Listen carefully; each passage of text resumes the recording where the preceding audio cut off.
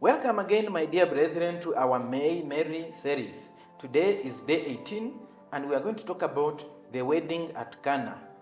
Mary at Cana. Another important event in the life of Mary, and in this case also in the life of Jesus, as it marked the beginning of his public ministry. At the wedding at Cana, the pericope which we read in John chapter 2, verses 1 to 11, St. John records two wonderful phrases of Mary. 1, they have no wine, which she said to Jesus. And 2, do whatever he tells you, which she said to the servants at the wedding. What was Mary expecting of Jesus when she told him they have no wine? It was clear that her comment was intended to do more than to pass on information and indicate her concern. Jesus himself certainly interpreted it as more than this. She was trying to involve him in finding a solution. But what was she asking him to do? It was unlikely, of course, that he would be able to go and buy the amount of wine needed for the guests. And it certainly was not a bring a bottle event. Jesus had not at this stage been publicly identified with producing miracles. Yet Mary seems to have known something that others didn't know actually. Whatever she was asking, it seems that she believed implicitly that Jesus could save the day for the wedding hosts. And despite Jesus' response to her, "Woman, what concern is that to you and me? My hour has not yet come," Mary still told the waiters at the wedding to do whatever he tells them.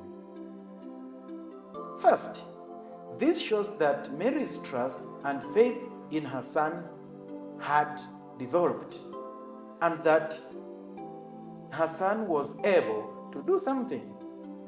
She was convinced. Mary knew the Hebrew scriptures and saw in her oldest son the embodiment of the messianic hope that all Israel had been waiting for. She had nurtured him, watched him grow into adulthood, and knew him very well. Thus, despite what Jesus said to her, she knew his ministry was about to begin. Of course, she could not have known this was how it would start or where it would go. But she was confident it would be a ministry of blessing abundantly and healing.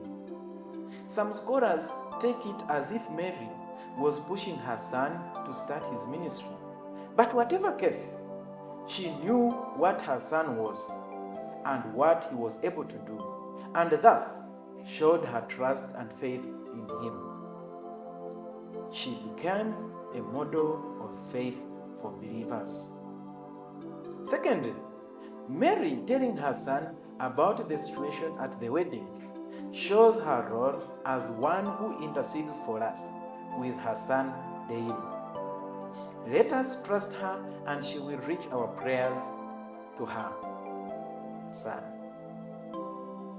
Ad Jesum per Mariam. Thirdly, her command to the servants denotes an encouragement to us that we should always do whatever her son tells us to do, especially as he instructed us to love one another. For she knows if we do whatever her son tells us to do, we shall never lack anything, but we shall have abundance, just like he provided an abundance of wine at the wedding at Cana. The obedience of the servants led to the miraculous manifestation of wine, and this highlights the role of faith and obedience in experiencing God's blessings. Let us be obedient to what Mary tells us and what her son tells us to do, and we will experience the abundance of blessings. Amen. Thank you very much and be blessed.